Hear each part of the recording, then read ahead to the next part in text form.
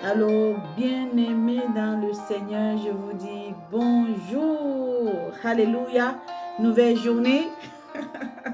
Nouvelle journée, je vous retrouve ce matin. J'espère que la joie du Seigneur vous te partage. J'espère que la paix du Seigneur vous te partage. J'espère que la gloire du Seigneur vous te partage. Et surtout l'amour de Dieu, du Seigneur votre partage. Amen. Alléluia. Alors, je ne cesserai de bénir Dieu pour cette journée. On va encore le déclarer, les bontés de l'Éternel ne sont pas épuisées. Elles ne sont pas arrivées à leur terme, non. Ses compassions continuent toujours. Elles ne sont pas arrivées à leur terme. Alors, bien-aimé, si tu es debout, remercie le Seigneur. Parce qu'il y a certains qui sont en train de lutter en ce moment même avec la vie. Certains qui ne savent pas s'ils vont se lever. Et là, quand on est en face de ce type de personnes, on se rend compte comment la vie est précieuse, au-delà de ce que nous pouvons avoir. Alors ce matin, j'ai envie de dire, bien-aimé, toi et moi là, louons le Seigneur. Alléluia. Amen. Ah Seigneur, merci pour cette journée encore qui commence avec toi. Ce n'est pas évident, mais quand on se lève, quand on se réveille, on dit gloire à toi Seigneur. Alléluia. Béni soit le nom du Seigneur. Vraiment, je souhaite que vous soyez en bonne santé. Parce que c'est tout, en fait. C'est tout. La santé, c'est la chose la plus importante que Dieu nous a donnée. La santé. Imagine, toi, tu n'es pas en santé, que tu aies les milliards dans ton compte bancaire, que tu aies les voitures, peu importe. Que tu n'as pas de santé, là, ça te sert à quoi? Donc, vraiment, remercie le Seigneur parce que la santé, là, on ne peut pas l'acheter. On peut tout avoir, mais on ne peut pas acheter la santé, le souffle de vie, on ne peut pas. Ce n'est que Dieu seul dans sa grande souveraineté qui nous maintient. Et quand on se réveille, quand on pense à ces choses-là, on ne peut que bénir Dieu. Dit Seigneur, tu as encore permis que je sois encore sur la terre aujourd'hui. Qu'attends-tu de moi? Donc là, c'est notre prière. Père, qu'attends-tu de nous aujourd'hui? Parce qu'en gros, bien-aimés dans le Seigneur, nous devons nous attendre à Dieu tous les jours. Tous les jours. Chaque jour est nouveau. Chaque journée est nouvelle, chaque jour est nouveau.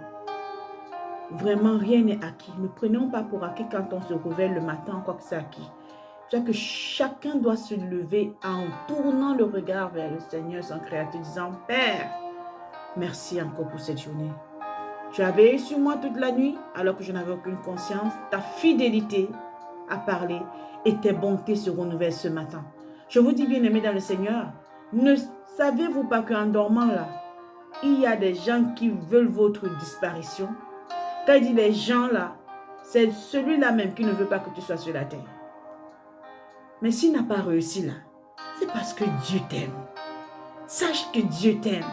Dieu t'aime, c'est pour ça que tu es encore là. Il attend quelque chose. Il attend quelque chose, ton attention. Parce que Dieu s'intéresse à toi. Il t'aime et il veut ta transformation. Parfois, nous avons des choses que nous recevons autour de nous, que nous avons, peu importe. Dieu nous les donne parce qu'il espère qu'en nous les donnant, nous allons avoir de l'attention et que cela va conduire à notre transformation. N'est-ce pas? En tout cas, moi, je le déclare sur ma propre vie au nom de Jésus et je crois que cela soit votre partage parce que oui, si vous êtes debout aujourd'hui, c'est parce qu'il y a quelqu'un qui vous a aimé plus que tout. Celui qui n'a pas hésité de donner son Fils unique, Jésus-Christ, sacrifié pour toi et moi. Celui-là même qui est égal à Dieu s'est livré lui-même en s'humiliant, en obéissant, en prenant la condition de serviteur afin que toi et moi, là, nous soyons encore là en train de parler. N'est-ce pas, c'est une grâce. Donc vraiment, c'est une grâce. J'ai envie de bénir Dieu. J'ai envie qu'on reconnaisse vraiment cette grâce-là ce matin. Père, vraiment, nous te bénissons pour ce que tu fais. Merci pour ton esprit qui est en nous. Merci parce que tu nous conduis encore. Viens nous guider et livre-nous, Seigneur, livre-nous simplement ce que nous devons être. Et aide-nous, Seigneur. Transforme-nous et aide-nous parce que nous ne pouvons pas. Ce matin, je t'appelle encore, tu viennes opérer dans nos vies. Et je te dis, Seigneur, merci déjà pour le souffle de vie. Et maintiens-nous auprès de toi. Garde nos regards, Seigneur, que nous soyons éloignés des choses vaines de ce monde, Seigneur, mais que nous cherchions les choses qui viennent d'en haut afin de te connaître davantage. Parce que ta parole déclare que oui, te connaître, c'est avoir la vie éternelle. Ou avoir la vie éternelle, c'est te connaître. Donc c'est ça, connaître le Seigneur, qui il est, sa nature, Que veux-tu de toi? Que veut-il de toi? En fait, le Seigneur veut ton bien. Il est bon de prime abord. Quel que soit ce qui te traverse, il est bon. Même dans la vallée dans laquelle tu peux être, Dieu est bon. Ça ne change pas son identité, ça ne change pas sa nature. Dieu est bon, restera bon. Aujourd'hui, le thème de mon message rapide là, c'est Dieu prend plaisir à la miséricorde. Ça veut dire quoi? Dieu a un cœur de compassion. Et il nous a mis sur la terre parce qu'il nous aime et il veut nous bénir. Et quand il vient sur la terre, il ne vient pas pour les gens qui sont en bonne santé. Il vient pour ceux qui sont malades. Que tu sois en maladie spirituelle, que tu sois en corps physique, que tu sois en maladie de cœur, c'est-à-dire un cœur brisé, Dieu est venu pour ça. Bien-aimé, c'est pour ça qu'il est venu. Regardons ce qu'il dit. Regardons bien ce qu'il dit. Parce que parfois, l'évangile qu'on a donné aux chrétiens, c'est une vie sans souffrance. On avait raté le coche depuis le début. La chrétienté n'est pas une vie sans souffrance. Tu vas passer par la souffrance. Parce que c'est ça le salut. La croix, c'est ça. Si Jésus m'est venu, il a souffert. Toi, tu es qui pour ne pas souffrir sur cette terre?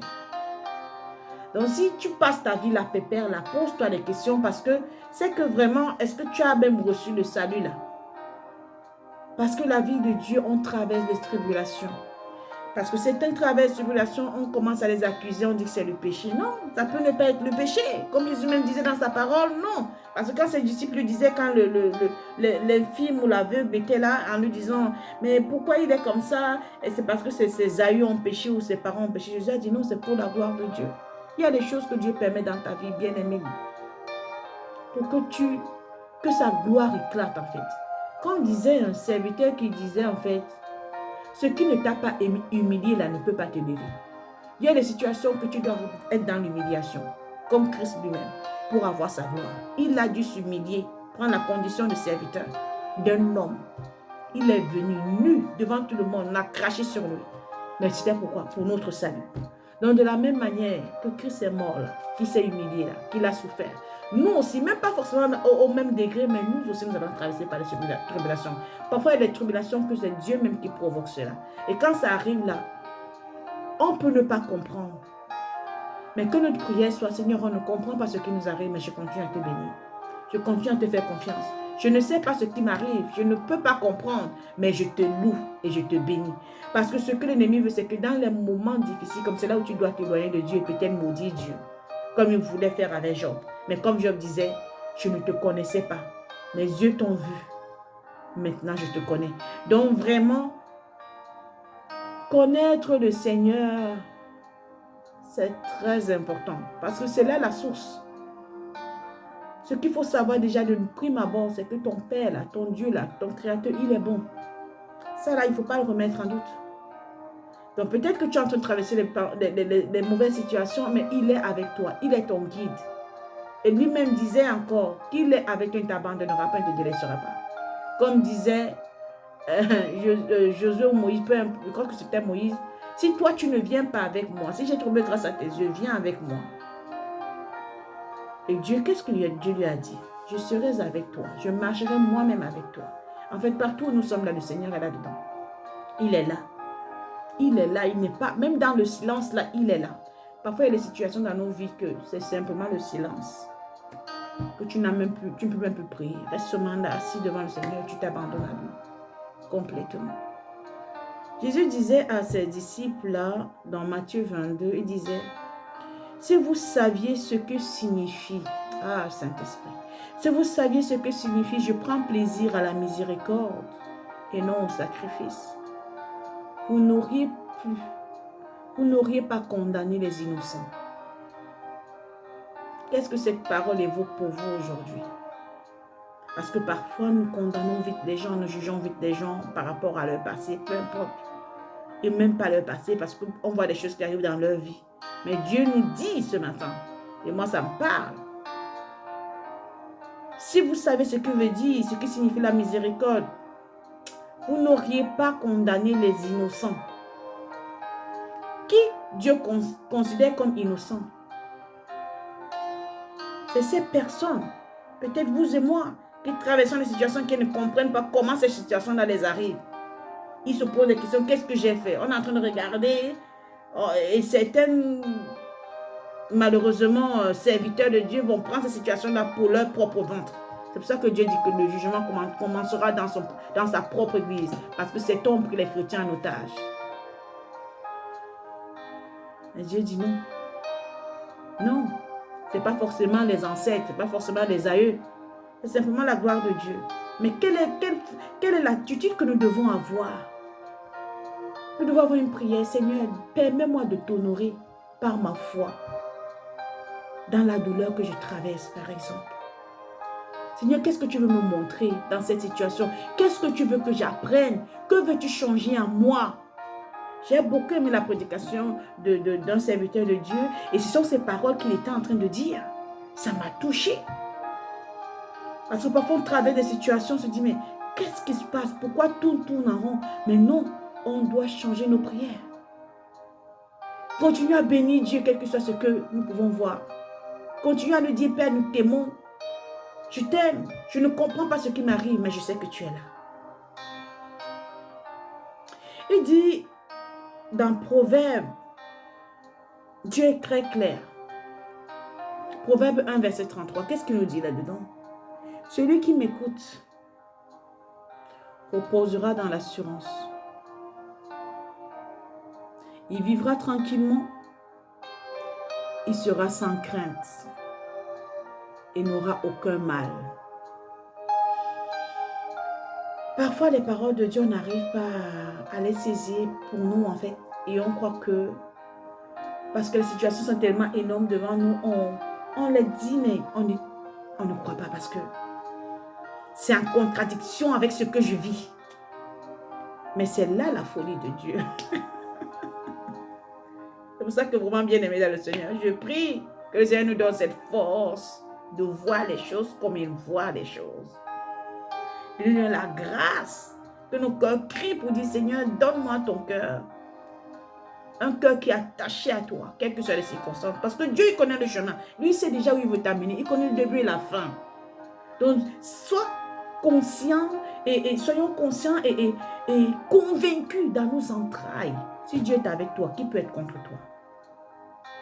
L'ennemi viendra bavader avec son tambour là pour montrer les choses. Mais quand toi, tu restes assis au pied de la croix, au pied de ton Seigneur, Seigneur, mes regards sont sur toi.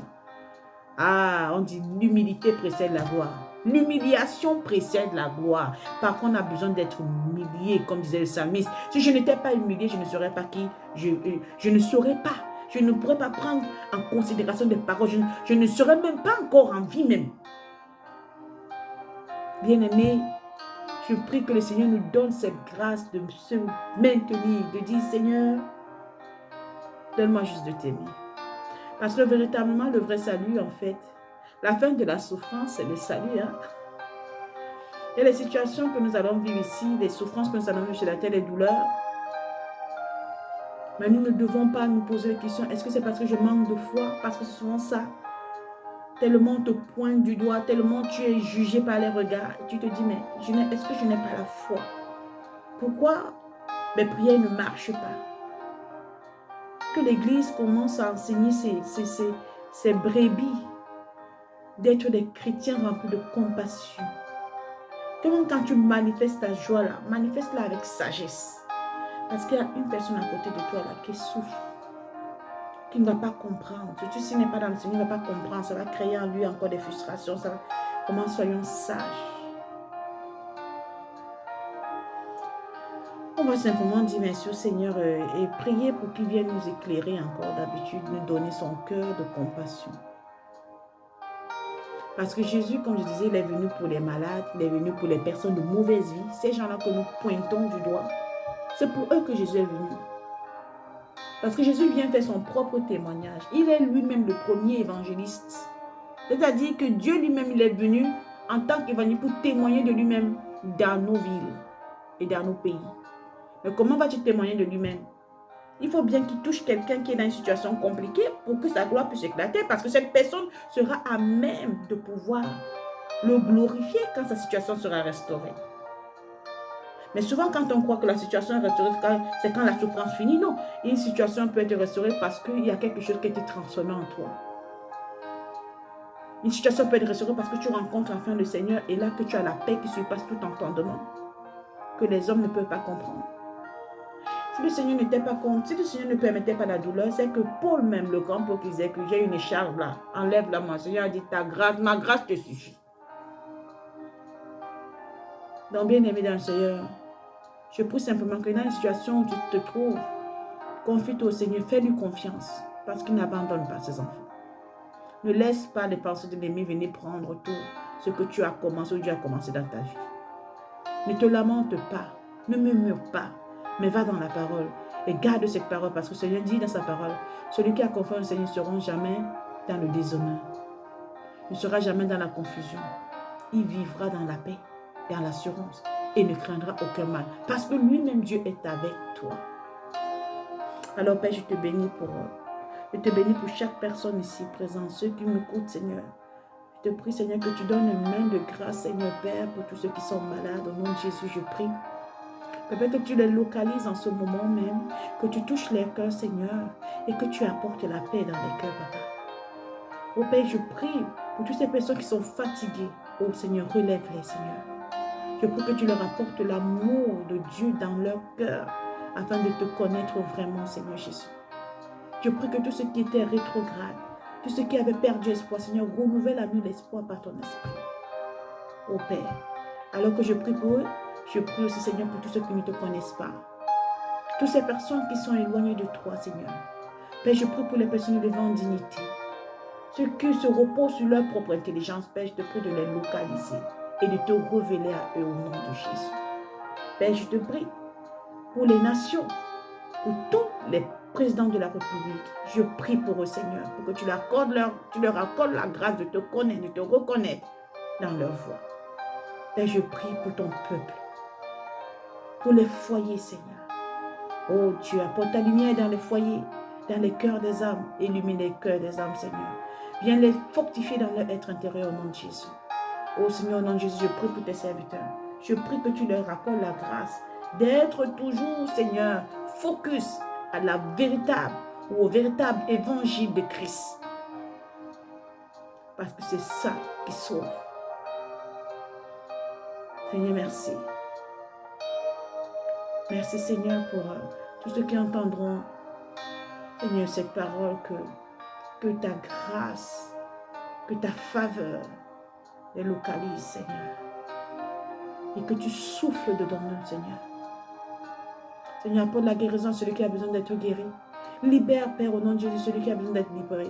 Délivre celui qui a besoin d'être délivré, Seigneur. Viens illuminer les yeux des cœurs, Seigneur. Renouvelle l'intelligence afin que toi, seul, tu sois connu. Seigneur, je prie pour l'unité. Je prie que chaque personne, Seigneur, te connaisse et que les yeux te voient. Leurs yeux te voient. Comme Job disait, Seigneur, j'avais entendu parler de toi, maintenant je te vois. Que cela soit véritablement notre partage au nom de Jésus. Bien-aimés dans le Seigneur, je prie que ces paroles soient imprimées dans vos cœurs. Et je donne l'occasion à une personne aujourd'hui qui n'a pas encore connu le Seigneur, vraiment qui fasse la réconciliation avec lui, ou celui qui s'est éloigné puisse venir avec cette simple prière. Prions ensemble afin de restaurer ta relation avec Dieu. Seigneur Jésus, je te remercie. Je te demande pardon parce que je sais que j'ai péché contre toi. Je crois que tu es mort pour moi à la croix et que tu as pris tous mes péchés. Aujourd'hui, pardonne-moi. Je t'invite dans ma vie. Viens régner. Merci pour le Saint-Esprit qui est en moi. Conduis-moi, je te fais confiance et je crois que je suis une nouvelle créature, que toutes choses sont en train de devenir nouvelles, Seigneur. Merci au nom de Jésus. Amen. Bien-aimés dans le Seigneur, cette prière, vous avez fait cette prière, croyez aussi que le Seigneur l'a entendu, que Dieu l'a entendu.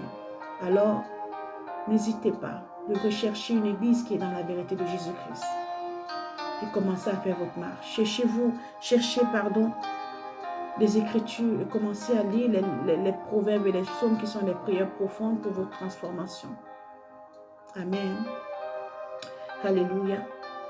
Donc vraiment, Je prie que cette journée soit une journée bénie.